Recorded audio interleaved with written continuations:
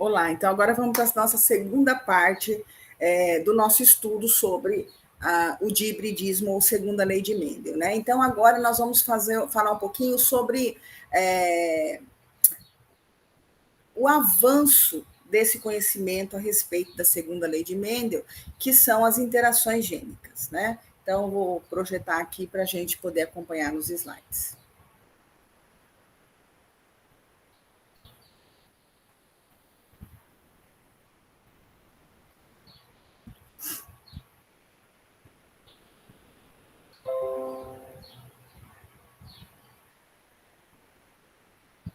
O que é essa questão da interação gênica? Né? Por que nós temos que estudá-las?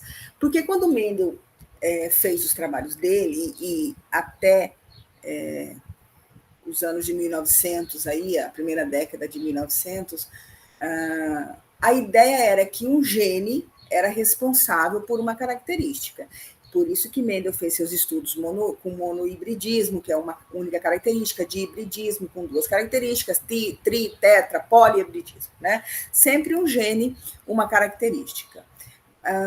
E aí a evolução disso foi conhecer as características que tinham mais de um par de alelo, que são os alelos múltiplos, o sistema BO, a cor da pelagem dos coelhos, né? Então a gente descobriu que um gene poderia ter vários alelos, não só azão, azinho, poderia azão, azinho, alinha, né? Ou como sistema ABO e A e B, enzinho, né? E que mas independente do número de alelos, cada indivíduo só receberia 2, porque a gente tem um par de cromossomos, né? Um par de cada cromossomo.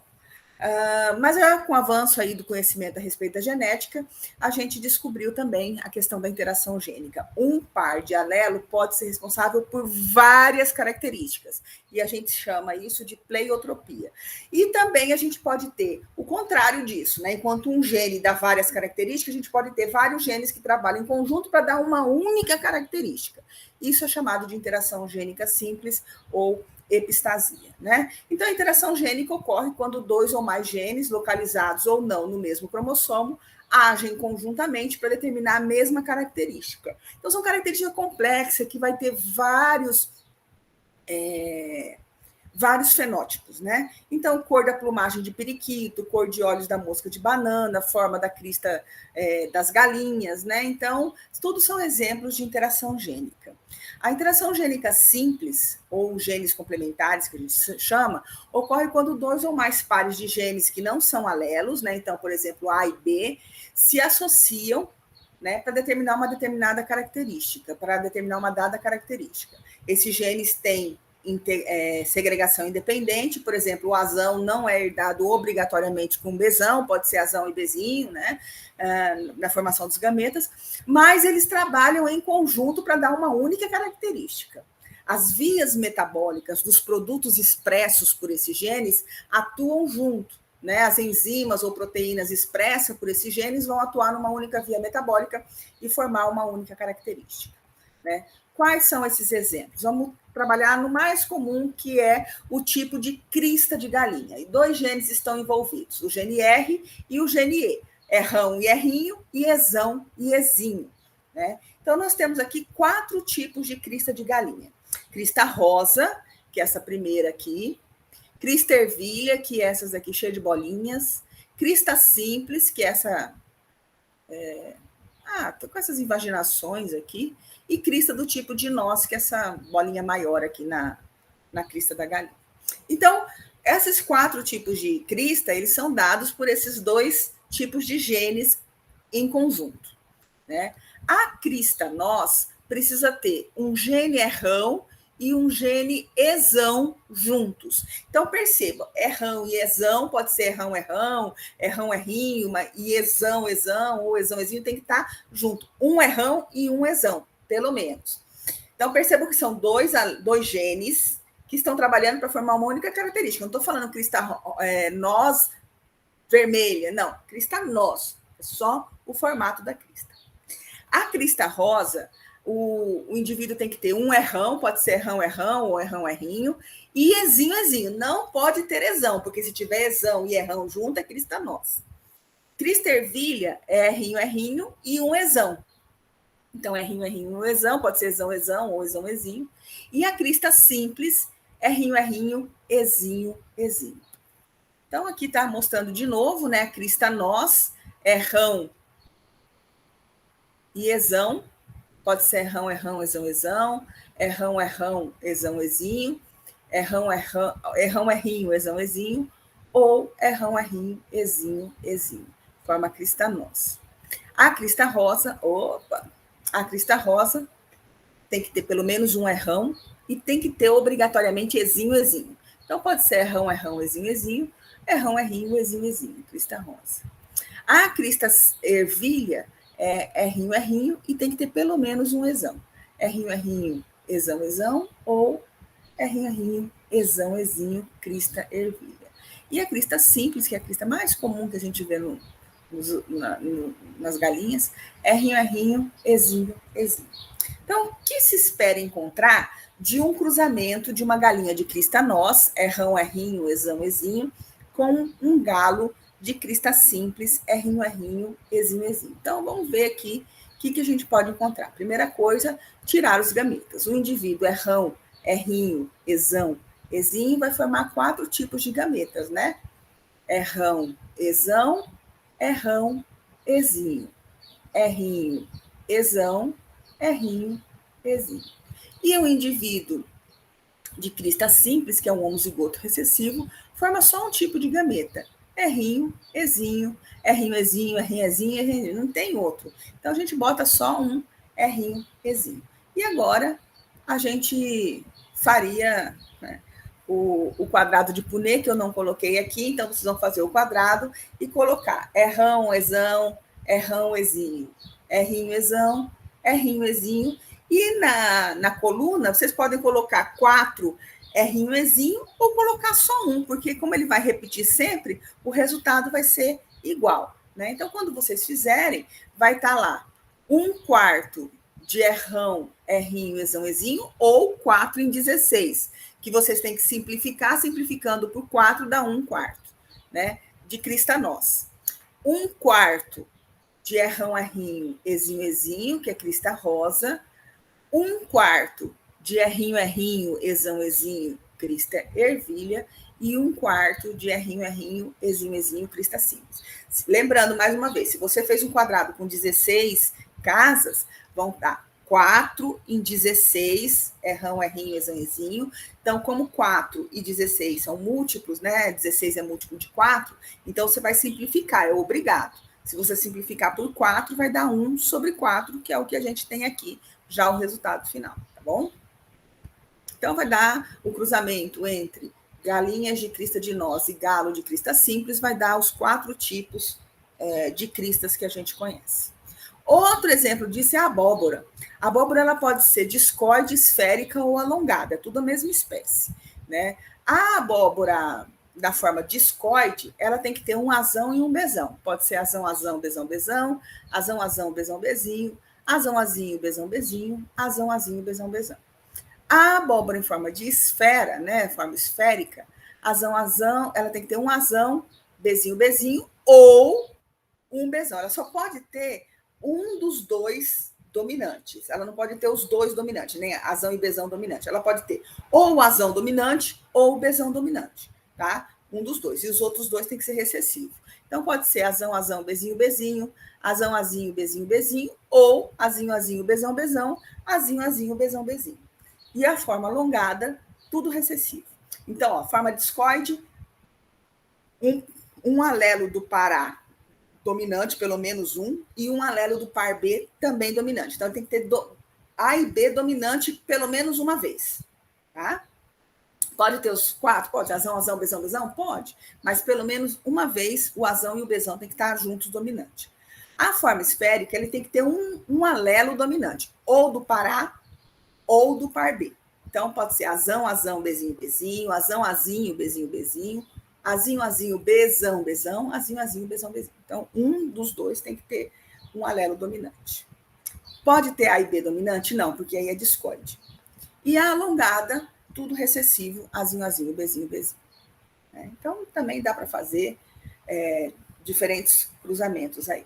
E existe uma outra forma de interação, em que um gene quer mandar no outro. Isso é chamado de epistasia. É a interação que um par de gene inibe a ação do outro. Né? Então, enquanto a interação gênica simples, os dois colaboram para uma característica, aqui os dois disputam quem manda na característica. E a epistasia pode ser recessiva ou dominante. O gene que inibe é chamado de epistático. E o gene que é inibido é chamado de hipostático. Mas como é que é isso, né? Vamos ver aqui a cor da pelagem de galinha. O gene C dá penas coloridas. E essas penas coloridas podem ser cinza, marrom, pode ser carijó, independente de outros genes e da cor que dá a cor da pena. Ele só permite que o gene se manifeste. O gene Czinho dá penas brancas. Então, mesmo que outros genes estejam trabalhando para a galinha ser cinza, se ele tiver Czinho, a galinha vai ser branca. Tá? E ainda a gente tem o gene I, que é o gene epistático. Se a galinha tiver o gene Izão, ele vai ser epistático sobre o gene Czão, impede que o gene Czão manifeste a cor. E aí a galinha vai ser branca, tá? Então, veja bem, para ter penas coloridas de qualquer cor, a galinha tem que ter um gene Czão, a galinha ou o galo, tá? Um gene Czão, pode ser Czão ou Czinho, e tem que ter Izinho, não pode ter Izão, porque o Izão atrapalha tudo. E as galinhas de penas brancas, pode ser Czinho, independente do I, pode ser Izão, pode ser Izinho, se tiver Czinho, pena branca. Agora, ele pode ter Czão e ter pena branca. Para isso, precisa ter um Izão, porque ele vai inibir a ação do gene C. Tá? Então, o genótipo das galinhas ficariam assim. Galinha com pena colorida tem que ter um Czão e Izinho. Então, pode ser Czão, Izinho, ou Czão, Izinho. Galinha de penas brancas. Pode ter Czão desde que tenha um Izão do lado. Então, Czão, Czinho, Izão ou Izão, tanto faz, tá? Ou Czinho. Aí não interessa o I. Pode ser Czinho, Izão, Czinho, Izão, Czinho, Izinho, tá? Sempre vai ter penas brancas. Porque o gene Izão domina o Czão. Mesmo acontece com cachorros labradores, só que agora o gene epistático é recessivo. Então, para que tenha cor preta, o cachorro tem que ter um Bzão, para manifestação de cor, e um Ezão, que permite o trabalho da manifestação da cor, e ele vai ser cor preta. Para ser cor marrom, que é esse aqui, Bzinho, né? Porque o Bzão dá preto, o Bzinho dá marrom. E Ezão, para que a cor se manifeste. Oh, meu Deus!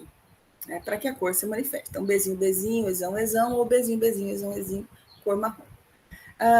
Essa cor dourada, que é muito comum, que a gente enxerga bastante aí quando trata de cachorro labrador, são aqueles que têm o gene epistático excessivo. Ele pode ter Bzão ou pode ter Bzinho, não importa, pode ser Bzão, Bzinho, qualquer B. Mas, de novo, querendo. Mas ele tem que ter Ezinho. É o gene epistático recessivo que vai impedir a manifestação da cor marrom e a manifestação da cor preta, o Ezinho. E esse cachorro terá essa pelagem dourada tão característica dos cachorros labradores, né? Então, enquanto do exemplo anterior, das penas da galinha, o gene epistático era dominante, Izão impedia a manifestação de cor e dava galinhas brancas, aqui Ezinho impede a manifestação da cor e dá esse labrador de pelagem dourada. Outros exemplos de epistasia são em pelagem de camundongo, né? Bzão da cor preta, Bzinho da cor parda dos camundongos. Czinho é o gene epistático que impede a manifestação da cor, e aí o rato fica branco, e Czão permite a manifestação da cor. Então, um ratinho albino, porque tem Czinho, ele é Bzão, Czinho, cruzou com um ratinho pardo, Bzinho, Czão. nasceu aí 100% de ratinhos pretos, né? Porque Bzão da cor preta. Bzão, Bzinho, Czão, Czinho.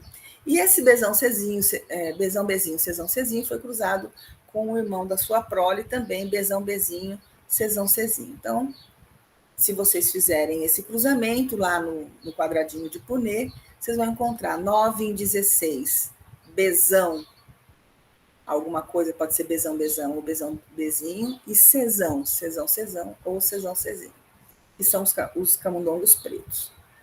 Vocês vão encontrar 4 e 16 brancos, que é qualquer B, pode ser Bzão, Bzão, Bzão, Bzinho ou Bzinho, Bzinho, Czinho, Czinho, que impede essa manifestação de cor, que é o gene epistático. E 3 em 16 pardos, que é Bzinho, Bzinho, Czão, alguma coisa, Czão, Czão ou Czão, Czinho, tá? Então, formando aí os 3 tipos de coloração do ratinho. Uma epistasia bastante interessante é no sistema BO, sabe? Então, aqui nós temos a representação esquemática do grupo sanguíneo ABO. Vocês fizeram uma pesquisa, muitos de vocês falaram dessa substância H, né? Então, o sistema BO, eles têm um conjunto de proteínas muito, muito semelhantes, tá? Você tem a proteína, a substância H e um terminal de açúcar, né? Então, o sangue tipo A tem um terminal próprio que dá de açúcar, um terminal próprio que dá a ele o tipo A. O sangue tipo B, ele também tem a substância H e um terminal próprio de açúcar que dá a ele a característica do sangue tipo B. O sangue tipo O, ele não tem esse terminal de açúcar, né? Ele tem a substância H e não tem esse terminal de açúcar, então ele fica sangue tipo O, né? Então, IAIA, IAIB, né? IAIA, IAIzinho, o sangue tipo B, B, B, Bzinho, o sangue tipo O, Zinho. E o sangue AB? O sangue AB vai ter parte da proteína com terminal A e metade da proteína com terminal B, tá? É sangue AB. Mas existe um fenótipo chamado de Bombaim, onde não interessa o tipo, os alelos que estão trabalhando. Pode ser IA, pode ser IB, pode ser Izinho. Quando você faz o teste de laboratório de sangue, o indivíduo acusa sangue tipo O, mesmo que os genes dele não seja de tipo O, né? Então, coisa errada aí, né? Como é que é isso? A gente chama de Hzinho, tá? Bom, para se formar o tipo sanguíneo, existe um precursor, né? E em cima desse precursor vão trabalhar enzimas. A principal dela é chamada H-transferase. Essa H-transferase vai formar o antígeno H, que vai trazer o açúcar terminal A ou o açúcar terminal B para esse precursor, né? Para formar o antígeno A ou o antígeno B, que vai dar o tipo sanguíneo. Então, essa enzima H-transferase é muito importante para determinar se o sangue vai ter um terminal de açúcar A ou um terminal de açúcar B, formando o antígeno A ou o antígeno B. Né? Ele que vai fazer essa transferência. Então, a H-transferase é uma enzima muito importante para isso e ela é determinada por um gene chamado Hzão. Algumas pessoas são Hzinho, e elas não produzem essa enzima H-transferase. Então, para esses indivíduos, sem a enzima H-transferase, não vai ser possível transferir o açúcar terminal A e nem o açúcar terminal B. Mesmo que o gene dele fala, olha, eu sou IA, eu quero meu açúcar terminal A. Mas fala assim, não existe H-transferase aqui, não tem ninguém para fazer esse serviço, vai ficar sem o açúcar terminal. E aí, quando vai fazer o exame de sangue, como não tem nenhum açúcar terminal, fica igualzinho tipo O. Não tem um antígeno com açúcar terminal A ou B. Tem um antígeno H, que é o antígeno primordial, que vai fazer ainda a transferência. E aí, fica incompleto essa ligação. E ele fica aparecendo nos exames um sangue tipo O. A gente chama isso de fenótipo de Bombaim, tá? Como é que é isso? Bom, em termos de genética, né? Em termos de genótipo. Indivíduos IA, Hzão, pode ser Hzão, Hzinho, e indivíduos IAzinho, Hzão, pode ser Hzinho, é sangue tipo A. Indivíduos IB, Hzão, Hzinho, e Bzinho, Hzão, Hzinho, é sangue tipo B. Indivíduos IA e B, com Hzão, tipo AB. Indivíduos izinho com Hzão, tipo O. Então, isso é a maior parte dos indivíduos são assim. Isso é muito comum, é o que ocorre na maioria das pessoas, tá? Entretanto, quando o indivíduo nasce sem o gene Hzão, houve uma mutação e ele é Hzinho, né? Não interessa se ele é IA, IAzinho, IB, IBzinho, não interessa. Quando vai fazer exame sanguíneo nele, dá tipo O. Então, é uma epistasia, esse gene Hzinho é epistático, impede a transferência do terminal de açúcar, e sem esse terminal é impossível identificar o antígeno, que tipo de antígeno é, não forma um antígeno completo, né? E essas pessoas, então, têm um fenótipo de tipo O. Como é que isso foi determinado, né? Então, tinha um casal que foi fazer exame de sangue dos filhos, dos filhos, né? Uma mulher, na realidade foi ela que fez fazer exame de sangue, porque o tipo sanguíneo dos filhos era incompatível com o dela, né? Então, tinha uma suspeita de uma troca de bebê. Né? Então, o pai, a mulher está aqui em azul, tá? O pai dessa mulher era sangue tipo AB, a mãe dessa mulher, sangue tipo A. Ela tinha 3 irmãos. Ela tinha 2 irmãos. Um indivíduo AB e o outro irmão dela, o indivíduo B. Ela se casou com um homem de genótipo tipo A e teve 3 filhos, AB, E e B. Ok? Bom, olha só, o marido é A e ela teve AB, B e B. Então, se o marido não tinha B para dar, ela teria que ter o sangue tipo B, porque tem A, B, B e B. Mas quando fazia o exame de sangue dela, dava O. E os médicos acharam isso muito complicado. Né? Não teria como ela ter um indivíduo, um filho com sangue AB, uma filha com B e outro filho com B. Né? Então, eles passaram a investigar o que é que estava acontecendo com essa mulher. Né? Então, o heredograma mostrando a mulher do fenótipo de Bombaim, funcionalmente o seu grupo ABO é tipo O, mas geneticamente é do tipo B, como pode ser deduzido na sua descendência. Então, o que estava acontecendo aqui? Os pais dessa mulher, né, a mãe dela, IA e B, era uma heterozigota para o gene epistático, Hzão, Hzinho. O pai também heterozigoto para o gene epistático, Hzão, Hzinho. Teve 3 filhos, um AB, que com certeza tem Hzão, porque o exame foi feito e deu a AB, ótimo, né? Um IA e B. Teve essa nossa mulher IB Izinho, porque ela é sangue tipo B, né? Recebeu um IB do pai, da mãe deve ter recebido só um Izinho, porque ela não era B. Um irmão IB Izinho com um Hzão, porque o exame dele dava sangue tipo B. Casou-se com esse homem A. E a Izinho também é Hzão. Por que estou botando Hzão? Porque ter um Hzinho é algo muito, muito raro. Então, a maioria de nós somos Hzão. E aí, essa mulher teve 3 filhos. Um indivíduo IA e B, Hzinho. Uma menina IBzinho, Hzinho. E um menino IBzinho, Hzão. Tá? Então, pelo genótipo dos filhos e dos pais, a gente consegue achar a mulher aqui, né? Que é essa segunda aqui. Então, ela tem um fenótipo de Bombaim. Funcionalmente, ela é sangue tipo O quando se faz o exame, mas geneticamente ela é sangue tipo B. Tá?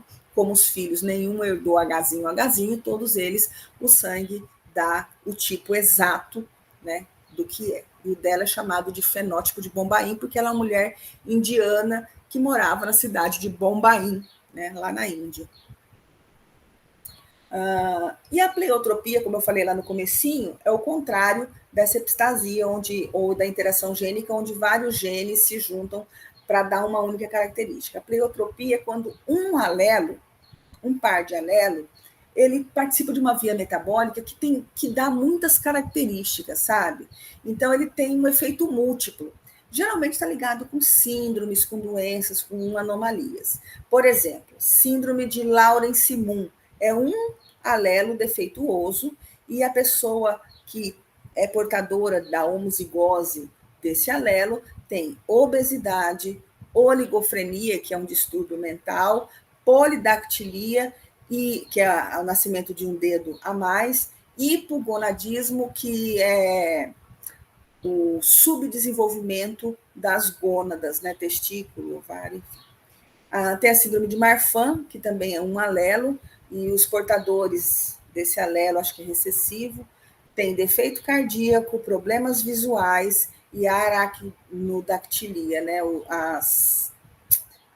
o tecido conjuntivo das extremidades, de mão, pé, ele não para de crescer, então a pessoa tem a mão grandona, ou para de crescer muito tardiamente, né? Então a mão cresce muito, perna.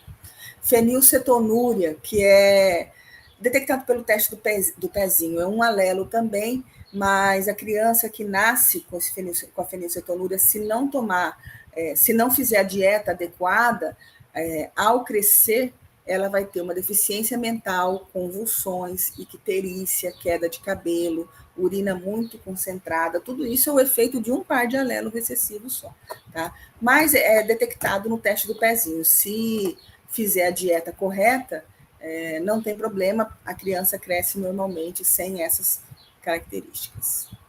Aqui é um exemplo também da anemia falciforme, as hemácias normais, redondinhas, né, que são essas daqui, ela é dada por um par de alelos chamado HB-HB. Então, forma as hemácias normais, redondas, elas perdem o núcleo quando cai na corrente sanguínea, né, para carregar mais oxigênio. Indivíduos heterozigotos, HBA, HBS, tem uma anemia leve. Por quê? Porque ela tem hemácias normais e tem hemácias deformadas, na forma de foice, por isso que chama anemia falciforme, na forma de foice. E indivíduos HBS tem uma anemia grave que pode causar a morte, porque as hemácias, todas as hemácias desses indivíduos têm essa forma de foice aqui. E isso faz uma série de estrago no nosso organismo, porque essas hemácias não correm direito nos vasos sanguíneos que são feitos para que hemácias redondinhas passem por ele. Então, forma coágulo, né? Ela não tem um transporte de oxigênio eficiente, porque, veja, a hemácia redondinha, ela possibilita carregar moléculas de oxigênio mais eficiente do que essa hemácia falciforme. Então, o que essa pessoa tem? Tem uma série de problemas, né? Entre eles, destruição rápida das hemácias, isso causa anemia. Isso faz com que a medula óssea tenha uma hiperatividade, aumentando a quantidade da medula óssea. A anemia causa fraqueza, funções mentais diminuídas, desenvolvimento físico atrasado, insuficiência cardíaca. Essas hemácias também, elas não circulam muito bem nas nossas veias, porque ela acumula, formando coágulos, né? Então, forma uma aglutinação de hemácias, interferindo na circulação.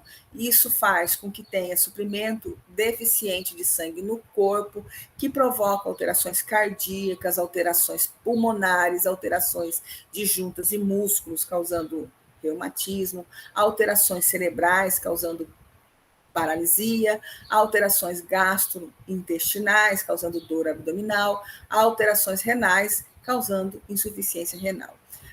E também essas hemácias, nessa forma, se acumula no baço, causando uma esplenomegalia, que é um aumento do baço fora do normal.